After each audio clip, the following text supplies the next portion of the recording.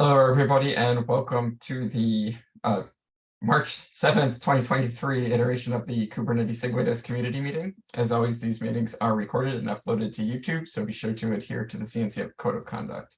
For anybody that's new here, that just pretty much boils down to be a nice person. Let's get started with some announcements. First announcement is Code Freeze is 5 p.m. next Tuesday. That's 1 week from today.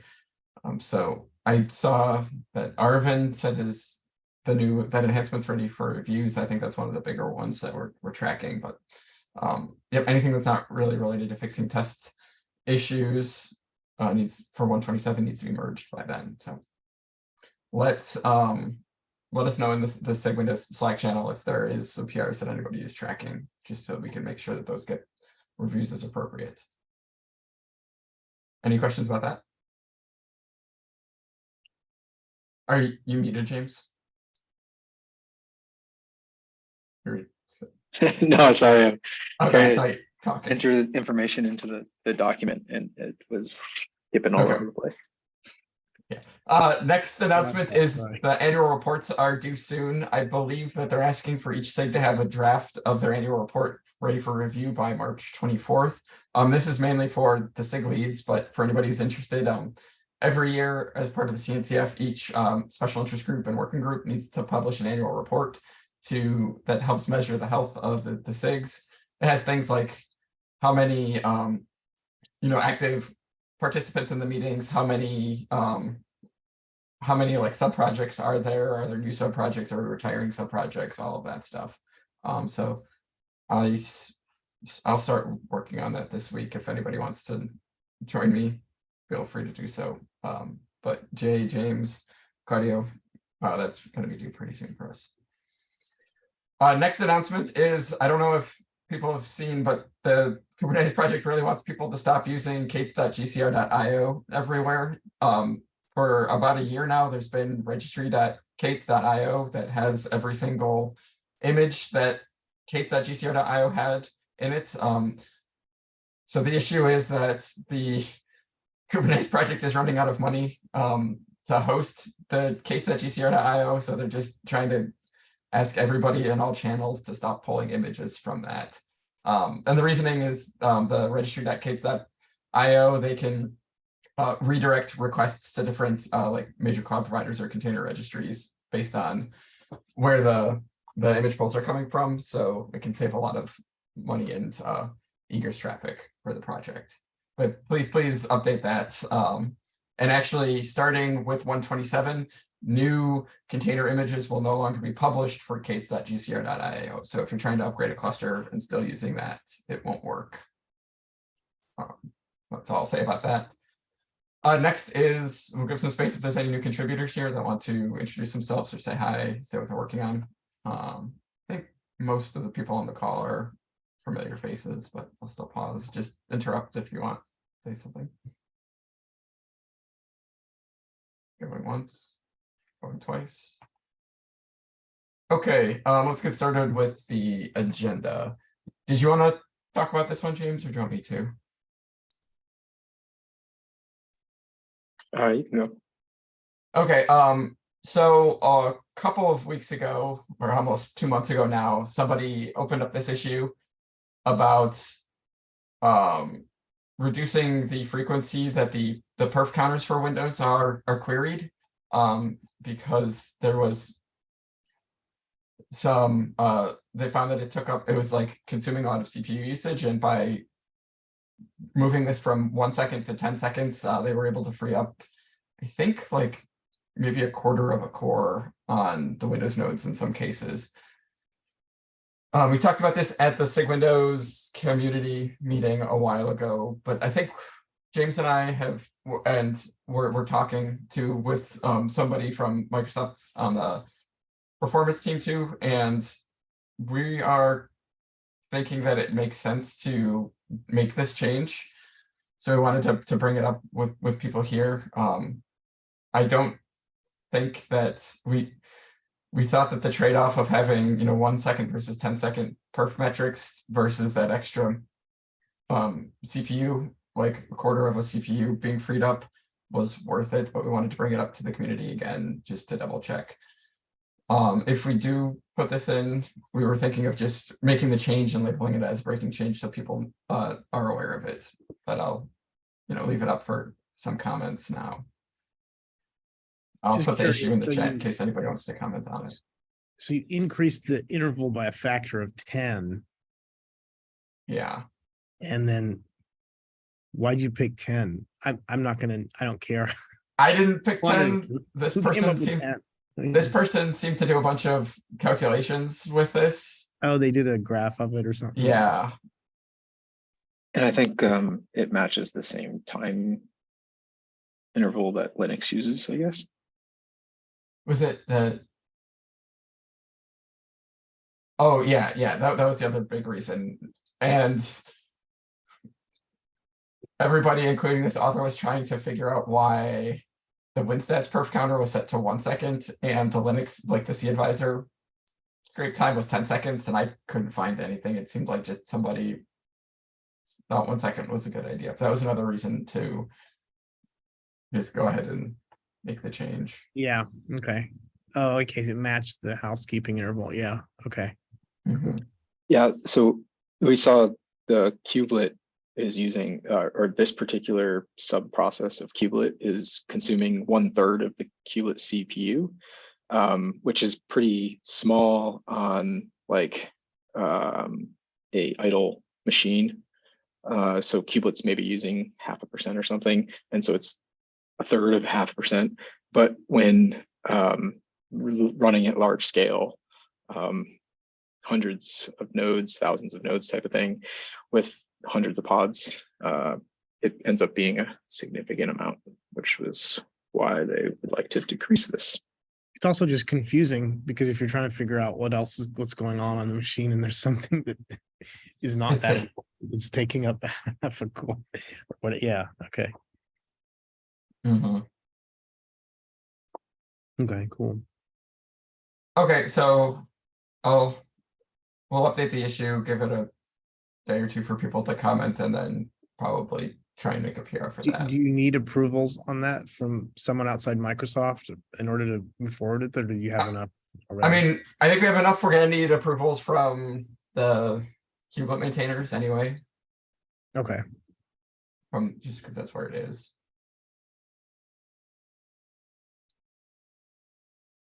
Okay, next announcement. This is something that I've been working on a little bit. So we now, with container D17, in addition to a bunch of stuff like new host process behavior and things, there is experimental support for Hyper-V isolated containers. There's an issue. Danny Cantor did most of that work in container D17.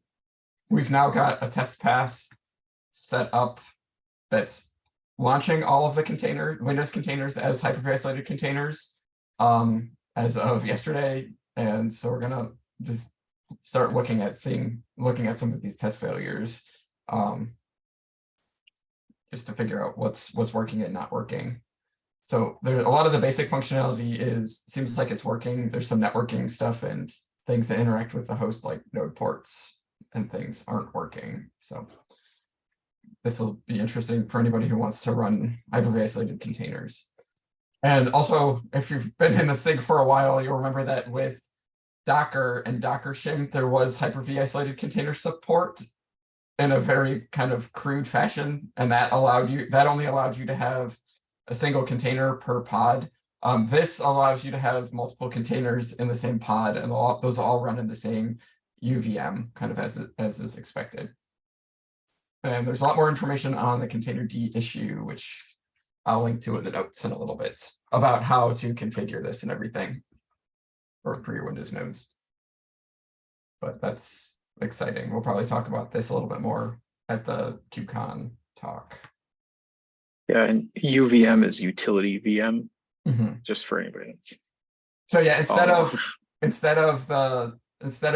So normally when we start Windows, at least in Windows containers and Kubernetes, they are just there's some Windows sandbox technology that's used to kind of separate processes into different namespaces, but they're still all kind of running in the same in the same like kernel space, but with Hyper-V isolated containers, there's another utility, or there's a utility VM that started up that's using kind of the Hyper-V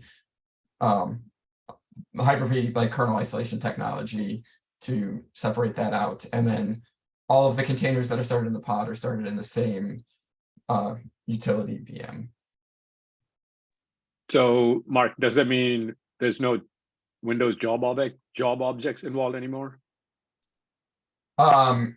There are, but the job objects are started in a different inside of the VM. Oh, I see. Okay. Mm-hmm. I would have thought that at that point you wouldn't even need a job object, given you're just running the whole. I think because you can still start. Brandon, maybe need to correct me if I'm wrong, but I think because you still need to support multiple containers running in the same utility VM, that there's still the need for the job object, so you can control the resource limits per container, because job objects are also how like resource limits enforcement happens for Windows containers. Yeah, that's true. I keep forgetting like that Windows job objects sort of span like namespaces and C groups in some sense. Yeah. Okay. Yeah, I keep forgetting that. Yeah. All right. Cool. And this will also work for what is that? Host process containers? No, host process containers, and that's also something that we set up in the test. Host process containers will not cannot run in Hyper-V isolated containers. Okay. I guess that you would have to do that extra step of sort of tunneling from the UVM into the host, which I guess is not needed at that point. Yeah. Okay. Yeah. Makes sense. Yeah. So there'll be more information and hopefully more documentation coming about this, about Hyper-V isolated containers. But we've got a test signal now, which is good.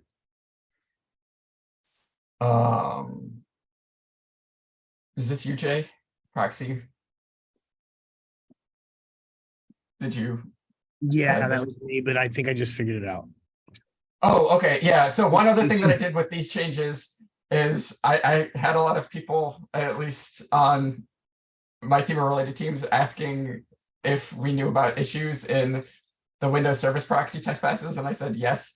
So what I did was with the same time as the Hyper-V test pass came up, we changed the structure of the test grid tab. So now there's a SIG-Windows experimental. We'll put things where we kind of know that there's failures, but we still want to track progress. Yeah. Just so hopefully people aren't filing, like the CI signal team and things aren't filing issues for things that we're tracking. Cool. No, I just saw as soon as you pulled that up, I was like, oh, okay, now I know what happened. Okay, yes, yeah. Sorry about that. That worked yesterday. Oh yeah, I don't care. Yeah, it's fine. Yeah. Actually, I didn't even see it as Damon. I was looking at it with Damon this morning. He was like, man, I'm trying to get this thing. He's like, I'm trying to see which one of the tests are failing, but that link you gave me was gone. I was like, oh, okay. Oh.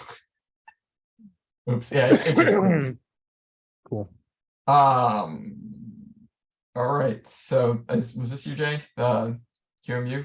Yeah. Ross or anyone else QEMU around? We are continuing to chip away at this QEMU thing, but there's something called TPM, which we don't know what that is.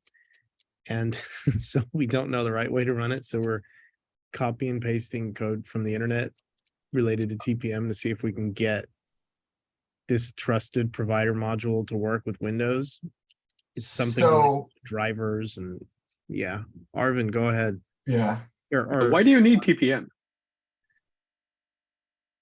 So I was gonna say, so the TPM is this trusted platform module, and Windows, I think modern versions of Windows now use this thing called Secure Boot by default. And so you need to have the TPM enabled, and all of the BIOSes come with Windows like keys to say, trust this install of Windows. And that's needed for Secure Boot. Jay, is the issue that you're having trouble booting the Windows machines without this? Because there is a way to, through updating the BCD or the boot configuration database to say, should be to ignore Secure Boot, which is probably okay for our testing scenarios. And I'm not positive, but I think that should eliminate the need for TPM. Brandon, do you know if that's still the case? I don't know what's evolved with Windows since then. I am not totally sure on that. Okay, I think you. I think by saying that you've sort of unblocked us. That's good. I mean, it's not a solution, but it's enough information for us to say, okay, now I know a different way of thinking of this problem, which is figure out whether or not we can disable secure boot. And then I don't need Because- to understand what this other thing is. Yeah, like if you think about Windows 11, Windows 11, for it to be fully supported, needs TPM 2.0. But you can actually run Windows 11 on platforms that doesn't have TPM 2.0. And I'm guessing you can do the same for 2022, but I'm not 100% sure. 2019, I think for sure you should be able to do this. That's what I thought. Let's yeah, we could follow up offline. Is there a Slack thread about this software TPM stuff, Jay? There's yeah, I actually bugged Pramita, I think, to post it in SIG-Windows. There's a few scattered messages, and we were talking about it today in a Zoom call. So I asked her to sort of write up the problem, so all y'all could help us with it. And so I'll follow up on this and start bugging people about it either tomorrow. She's in India, so it might be tomorrow morning that I'm able to aggregate all the stuff. There's like a couple of screenshots and stuff floating around, but yeah. Okay. Yeah, hopefully we can just disable secure boots and things will And when you work. disable secure boot, how do you normally do that? Do you So have to do I've an done image or- it Yeah. with the there's either BIOS options to do that, which if there's BIOS options, there's probably settings in QEMU itself to disable that. But you can also do it if you can boot Windows or have access to the VHD, you can use BCD edit to write to the boot configuration database and disable it that way. Got it. Okay. And I believe, yeah, BCD edit should work on offline boot configuration data stores. Yeah, I and I use think from Dropbox. what I know, the only reason you need TPM is if you want to use BitLocker. If you don't want to use BitLocker, I don't think even you need to use TPM. I think with Windows 11, there's some things, and possibly Server 2022. Maybe Brendan would know too, but I think especially for the dev tools environment, we should be okay without without the TPM. Yeah, we shouldn't encourage people to do what we're doing in DevTools in production. No. Right. As long as we don't do that, we should be fine, Jay. We can just hack around this. This is great. Okay. I hope that the problem that we were trying to solve is the actual problem we were having. And then if that was the case, then everything that you told us today probably is a solution to it. Yep. Cool. Yeah, hopefully we can unblock some stuff there. All right. Okay, James, I think this is you. Yeah, I was just calling. This is just a call for contributors. So there is a cap for cry only support. It's implemented for Windows. It's in alpha, and over the last few months, I've been working to enable that for Windows. I made the cry changes. I've got the container D changes just finally merged yesterday. So they'll be in 1.7, and we just need some changes to the kubelet. And I thought it would be a pretty good first PR for somebody interested in contributing to kubelet. This is the code that initially enabled this for Linux.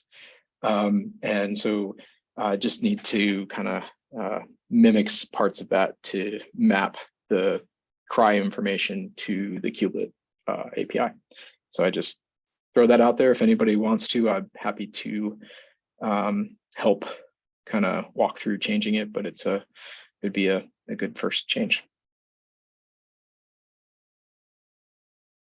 Yeah, and this is part of the work to delegate all of like the stats and stuff from like to the container runtime, right? So decouple that from the kubelet and then eventually remove the code from the kubelet to do that. Yeah. Yeah, so if anybody wants to contribute to kubelet, let me know and I can help point you in the right direction. Is this a good first issue for somebody that knows Go, or just a good first issue for somebody that knows how the kubelet works? Or... It's really kind of, if you know Go and you want to start contributing to kubelet, this is probably a good one. They're going to need to add end-to-end tests is the reason I'm asking, right? Or no? You're gonna have to modify E2E tests or something to like get the stats out, or I don't think so. There wasn't any end-to-end tests added here. So okay. Well, we already have some end-to-end tests that do check the stats. They're not super. What they do is they check to make sure they start some containers and then they make sure that the metrics are non-zero and return in a reasonable amount of time. That same test should cover this as long as we enable the feature gate for the testing stuff too. Oh, okay. Right. I mean, and it may make sense to have a more detailed checks. In those EDE tests, I think there's always room for improvement in the EDE test coverage, but this should be covered by an existing EDE test today. At least you're just moving the way you get it. Okay. Yeah. Yeah, and so most of the stuff is all set up here, and all we need to do is take the cry call and check if there's Windows stats, and if there's Windows stats, then map them into the Linux or sorry, into the kubelet stat format. Mm-hmm. So it's a fairly small, get used to the code base type thing. And I guess it's good because you have a KEP for it, you said? There's a KEP associated There's a KEP, with it, so yeah. they can go read the KEP and then they can go look at the code. Okay. Yeah, this came from SIG-Node originally, and what James is just implementing the Windows portion of it so that the functionality can progress in lockstep. Yep. I'll probably get to it in 128 or nobody gets to it, but if anybody's interested, It's just great. let me know. Yeah. Yeah. Anybody want to help? I'm happy to help someone get started with this if they want.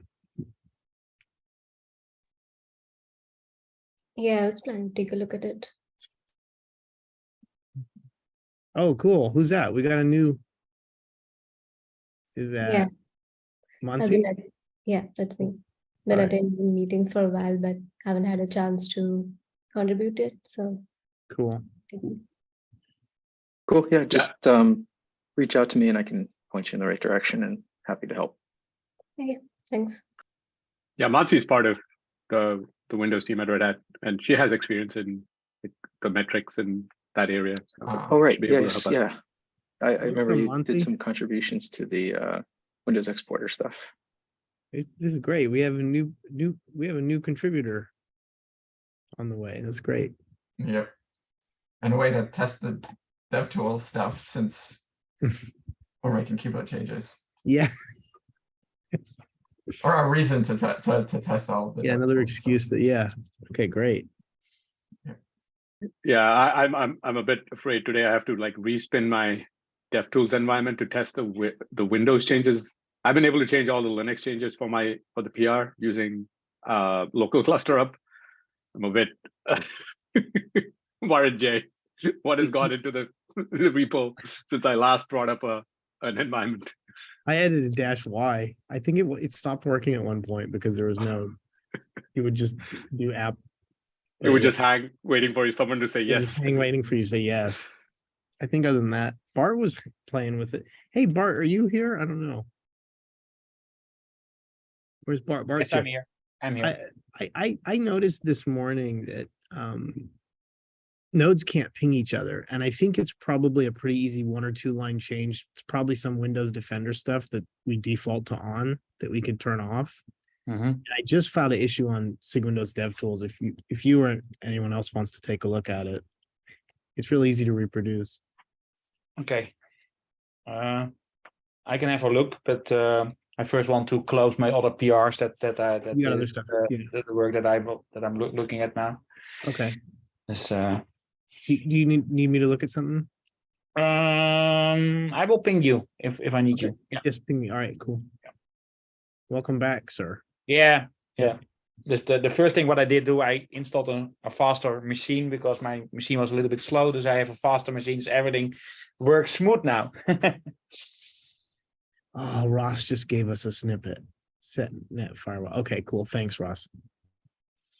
Yep.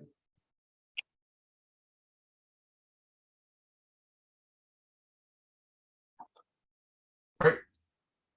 Does anybody have anything else to discuss?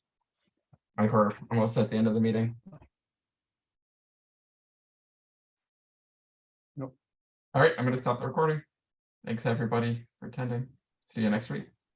Thank you, folks. See you next week.